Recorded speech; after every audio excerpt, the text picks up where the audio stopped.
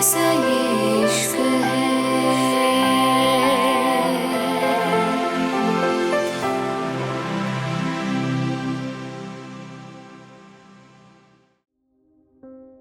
Mumbai, Shekhawat industries. रुद्राक्ष गौर से mister Rawat को देखते हुए बोला, ओह वेलकम मिस्टर रावत, आप आज यहाँ कैसे? रुद्राक्ष की बात पे रावत आराम से बोला, क्या मैं यहाँ बैठ सकता हूँ? रुद्राक्ष सीधा होते हुए बोला, बिल्कुल, आपको ये सब मुझसे पूछने की जरूरत है? बैठिए बैठिए और बताइए, आखिर आपका यहाँ कैसे आना हुआ? रुद्राक्ष की बात पे रावत गहरी सांस लेकर बोला, मेरे यहाँ आने का मकसद वही है जो आप सोच रहे हैं। मुझे लगता है हमें एक प्रोजेक्ट पे काम करना चाहिए। मैं यकीन से कह सकता हूँ ये इंडिया का नंबर 1 प्रोजेक्ट होगा। रावत की बात पे रुद्राक्ष मुस्कुराते हुए बोला, ऐसा भी क्या लालच है आपको मिस्टर रावत? आखिर कैसे आप यहाँ तक आ गए? कुछ तो जरूर लालच होगा इस प्रोजेक्ट में। रुद्राक्ष की बात पे रावत मुस्कुरा के बोला, आप हमेशा मुझे गलत ही क्यों समझते हैं मिस्टर शेखावत?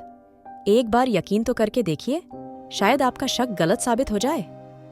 रावत की बात पे रुद्राक्ष उसके सामने सिगरेट करते हुए बोला, लेकिन हमारी कंपनी को इससे क्या प्रॉफिट होगा? मुझे ऐसा कुछ फायदा नजर नहीं आ रहा। और जहां फायदा नहीं वहां रुद्राक्ष नहीं तो मुझे लगता है आपको किसी और को ढूंढना चाहिए।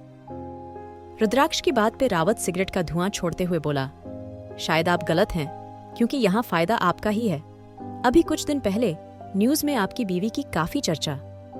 अभी रावत ने इतना ही कहा था जब रुद्राक्ष ने एक नफरत से उसको घुरा था। रावत के अंदर सिहरन सी दौड़ गई थी। अपनी बीवी की बात पे रुद्राक्ष का ये रूप देख के वो समझ गया था वो कितना ज्यादा प्रोटेक्टिव था उसके लिए। रावत गहरी सांस लेकर बोला, अरे इसमें गुस्से की बात नहीं, मैंने सिर्फ कहा है आपकी वाइफ के डिजाइन काफी फेमस हुए थे और जर्मनी में जो फैशन शो हुआ रहा वहां भी काफी अच्छा रिस्पांस मिला था आपको। तो मैं बहुत बड़े लेवल पे मुंबई में एक फैशन शो ऑर्गेनाइज करने वाला हूँ। उस फैशन शो में इंडिया के हर कोने से मॉडल्स आएंगी और सबको मौका मिलेगा। काफी बड़ी हस्तियां भी आएंगी, फैशन डिजाइनर भी आएंगे और हम उसको इतने बड़े लेवल पे रखेंगे उसके टिकट हाथों हाथ बिक जाएंगे। तो मैं चाहता हूँ मैं और आपकी कंपनी इस फैशन को ऑर्गेनाइज करने की जिम्मेदारी उठाए। वैसे भी जब इंडिया की 2 बड़ी कंपनियां इसमें शामिल होगी तो हर जगह से लोग इसको देखने आएंगे और उससे बड़ी बात आपकी बीवी को भी इसमें अपना टैलेंट दिखाना चाहिए। उन्हें अपने किए गए डिजाइन सबके सामने लाने चाहिए। रावत की बात पे रुद्राक्ष अपना हाथ टेबल पे मारते हुए बोला, मेरी बीवी ऐसे किसी फैशन शो में काम नहीं करेंगी और ना ही अपने कोई डिजाइन देगी। आपको शायद किसी और को देखना चाहिए। इतना कह के रुद्राक्ष उठते हुए बोला, रही बात फैशन शो की तो शायद हम इसके बारे में सोच सकते हैं। इतना कह के रुद्राक्ष अपना हाथ आगे करते हुए बोला, मिलके अच्छा लगा, अगली बार बता के आइएगा ताकि आपकी अच्छे से खातिरदारी हो सके। इतना कह के रुद्राक्ष बाहर की तरफ इशारा करते हुए बोला, टेक केयर। रुद्राक्ष की बात पे रावत मुस्कुराते हुए बोला, मुझे पूरी उम्मीद है हम जल्दी ही मिलेंगे। इतना कह के रावत चला गया था। रावत बाहर आके किसी को कॉल करते हुए आराम से बोला, मुझे लगता है तुम्हें दूसरे प्लेन के बारे में सोचना चाहिए। जितना सोचा था रुद्राक्ष शेखावत उससे आगे की चीज है और खासकर अपनी बीवी के लिए। इतना कह के रावत ने कॉल कट करके एक नजर शेखावत इंडस्ट्रीज को देखा था और फिर गहरी सांस लेके आगे बढ़ गया था। जन्नत विला। हैया गहरी नींद में थी जब उसका फोन बजा था। हैया ने फोन उठाया तो मन्नत जी ने उसको कुछ कहा था और वो मुस्कुरा के बोली थी, मैं आ रही हूँ। इतना कह के हैया जल्दी से फ्रेश होके नीचे चली गई थी। हैया जैसे ही नीचे गई अचानक ही उसकी नजर सामने फलक पे पड़ी थी जो बहुत खूबसूरत लग रही थी। अनिरुद्ध और फलक आज दोनों ही एक दूसरे के लिए परफेक्ट लग रहे थे। हैया मुस्कुरा के बोली, वाओ कितना खूबसूरत है ना ये सब, तुम दोनों ऐसे अचानक? हैया की बात पे अनिरुद्ध धीरे से बोला, फलक कब से यहाँ आने के लिए बोल रही थी तो मुझे लगा क्यों ना मैं ही उसको सबसे मिला लाऊं। अनिरुद्ध की बात पे वीना और मन्नत भी हैरान थी, वो अचानक से इतना कैसे बदल गया था। फलक के चेहरे पे आज अलग सी खुशी थी, वरना शादी वाले दिन उसका चेहरा बुझा हुआ था, पर आज वो काफी खूबसूरत लग रही थी। तभी अचानक पुष्कर शेखावत नीचे आ गए थे। उन्हें देख के फलक की नजरें झुक गई थीं, लेकिन अनिरुद्ध ने एक बार भी नजरें नहीं झुकाई थी। उसने फलक का हाथ पकड़ा और उसको लेके पुष्कर जी के सामने आ गया। पुष्कर जी अपनी नजरें फेरते हुए बोले, मुझे जरूरी काम है। बहू शिवाय से बोलना, रात को मुझे स्टडी रूम में मिले। इतना कह के पुष्कर शेखावत आगे बढ़े ही थे जब अनिरुद्ध उनके सामने आ गया था। हैया ने फलक को देखा था, तभी अचानक अनिरुद्ध धीरे से बोला, जानता हूं आप नाराज हैं और होना भी चाहिए। हमने शादी ही इतनी जल्दबाजी में करी है, लेकिन मैं वादा करता हूं मेरी वजह से शेखावत फैमिली की इज्जत को कभी आंच नहीं आएगी और मैं फलक का खुद से ज्यादा ख्याल रखूंगा। उम्मीद है आप मुझे नहीं, उसको तो माफ कर ही देंगे। अनिरुद्ध की बात पे पुष्कर जी उसकी आंखों में देखते हुए बोला, ये सब तो तुम्हें शादी करने से पहले सोचना चाहिए था। आज तुझे सच्चाई पता चल चुकी है तो तुम खुद काफी मांगने चले आए। लेकिन अगर ऐसा ना होता, तुम्हें फलक से प्यार ना तो तब था और ना अब है, तो अभी भी तुम सिर्फ गिल्ट में उसको लेके आए हो, प्यार नहीं है। और रही बात फलक की, तो मैं उससे तब नाराज था ना, अब नाराज हूं। मैंने इस घर के बच्चों के लिए हमेशा सही फैसले लिए हैं और हमेशा उम्मीद करी है उनकी जिंदगियों में हर तरह खुशियां हो। लेकिन अरीना और ईशान की जिंदगी से मुझे ये समझ आ चुका है, हर बार हर इंसान सही नहीं होता। खैर जाने दो, अब ये जिंदगी तुम्हारी है, इसको संभालना भी तुम्हें है। और जब तक किसी रिश्ते में प्यार ना हो वो रिश्ता नहीं कहलाता। इतना कह के पुष्कर जी ने हैया को देखा था। हैया ने नजरें चुरा ली थी, क्योंकि उसका रिश्ता भी कुछ ऐसा ही रहा था। लेकिन अब शायद रुद्राक्ष हैया से ज्यादा प्यार करने वाला उस पूरे घर में कोई नहीं था। अभी पुष्कर शेखावत आगे बढ़े ही थे जब अचानक एक सर्वेंट हाथ में कुछ लेके आया था। वो जल्दी से सामने देखते हुए बोला, सर, ये हैया मेम के लिए आया है। कोई इनविटेशन है? सर्वेंट की बात पे हैया हैरानी से बोली, क्या मेरे लिए? अच्छा, शायद कॉलेज से होगा, तुम रख दो। हैया की बात पे फलक जल्दी से बोली, नहीं भाभी, कॉलेज से होता तो मेरे लिए भी आता। मुझे तो ऐसा कुछ रिसीव नहीं हुआ। आप एक काम करिए, खोल के देखिए, शायद कुछ इंपॉर्टेंट होगा। इतना कह के फलक ने जल्दी से आगे बढ़ के उस इनविटेशन कार्ड और बॉक्स को उठा लिया था। हैया ने सबको देखा और आगे बढ़ के पहले वो बॉक्स खोल के देखने लगी। जैसे ही हैया ने वो बॉक्स खोला, उसमें काफी खूबसूरत बुके था और एक डायमंड ब्रेसलेट थी। हैया की आंखें हैरानी से फैल गई थीं। वहां खड़ा हर एक इंसान हैरान था। आखिर ऐसा इनविटेशन हैया को कहां से आ सकता था? अगर ये फैमिली के लिए होता तब तो हैरानी की बात नहीं थी, क्योंकि अक्सर ऐसे इनविटेशन आते रहते थे। लेकिन खास हैया के लिए ये सब। पुष्कर शेखावत ने आगे बढ़ के वो कार्ड उठा लिया था और जैसे ही उन्होंने वो कार्ड खोला, उनके चेहरे पे गहरी मुस्कान थी। वो मुस्कुराते हुए बोले, मुबारक हो हैया, मुंबई के बहुत बड़े फैशन शो से तुम्हें ऑफर आया है। ये बहुत अच्छी बात है। वो लोग चाहते हैं तुम भी और बड़े डिजाइनर की तरह अपनी खुद के डिजाइन लॉन्च करो। हैया हैरानी से बोली, क्या मेरे लिए? दादू, आपको कुछ गलतफहमी हुई होगी मेरे लिए। फलक जल्दी से कार्ड देखते हुए बोली, भाभी, कोई गलतफहमी नहीं हुई। सच में आपके लिए आया है। वाओ, मैं बहुत खुश हूँ। और इसमें शेखावत इंडस्ट्रीज भी साथ दे रही है। मतलब इस बार तो भाई भाभी दोनों ही हेडलाइन पे होंगे, है ना? फलक के छेड़ने पे हैया थोड़ा हैरानी से बोली, लेकिन रुद्राक्ष ने मुझसे कोई बात नहीं करी। वो मुझे कुछ तो बताता, मुझे लगता है अभी भी कुछ गलत है। एक बार हमें उससे पूछना चाहिए। हैया की बात पे मन्नत जी धीरे से बोली, हैया, ये बात सही है। तुम रुद्राक्ष से पूछना चाहती हो, लेकिन ये तुम्हारी लाइफ है और तुम्हारे लिए ये मौका है, इसको हाथ से मत जाने दो।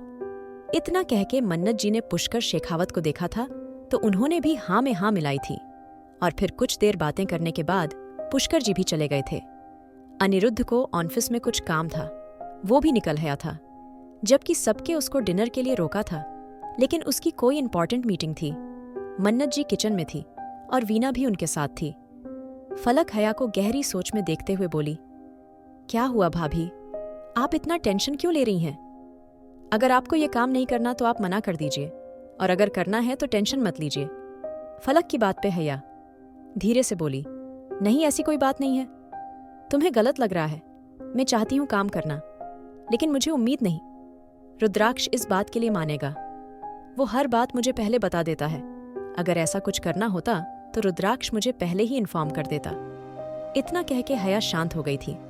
फलक उसका हाथ पकड़ते हुए बोली, आप परेशान मत होइए। मुझे यकीन है भाई, आपको जरूर सुनेंगे। इतना कह के फलक धीरे से बोली, अच्छा, मैंने सुना है जेनी का एडमिशन भी हमारे कॉलेज में हुआ है। वो वापस जर्मनी नहीं जा रही? फलक की बात पे हया गहरी सांस लेकर बोली, पता नहीं, शायद नहीं जा रही। वो यहीं पढ़ना चाहती है। उसके नानू ने भी उसको इजाजत दे दी है, तो मुझे नहीं लगता हमें अब उसकी कोई बात करनी चाहिए। हया को अचानक गुस्से में देख फलक धीरे से बोली, क्या हुआ, उसने आपको कुछ कहा है?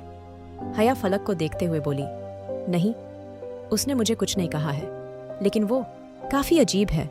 उसकी हरकतें काफी अजीब हैं। मुझे नहीं पता वो लड़की क्या करती है और क्या चाहती है, लेकिन मैं जितना उसके बारे में सोचने की कोशिश करती हूँ उतना परेशान हो जाती हूँ।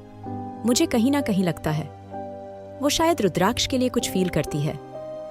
हया की बात पे फलक हंसते हुए बोली, तो आप जानती तो हैं हर लड़की भाई के लिए कुछ ना किसी फील करती है, लेकिन जरूरी ये है वो किसके लिए क्या फील करते हैं, और उनकी जिंदगी में ऐसी लड़की उनकी बीवी है। हया रुद्राक्ष शेखावत, जिससे वो मोहब्बत करते हैं, तो आपको इस बारे में परेशान होने की जरूरत नहीं।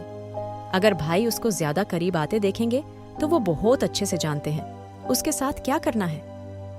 फलक की बात पे हया हंसते हुए बोली, पक्का?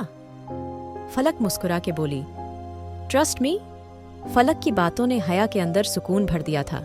वो मुस्कुरा के बोली, चलो मैं तुम्हें अच्छी सी कॉफी बना के पिलाती हूँ, तुम बस मेरा इंतजार करो। इतना कह के हया उठी ही थी जब अचानक ही उसका सर घूम गया था और वो वहीं सोफे पे बैठ गई थी। शेखावत इंडस्ट्रीज।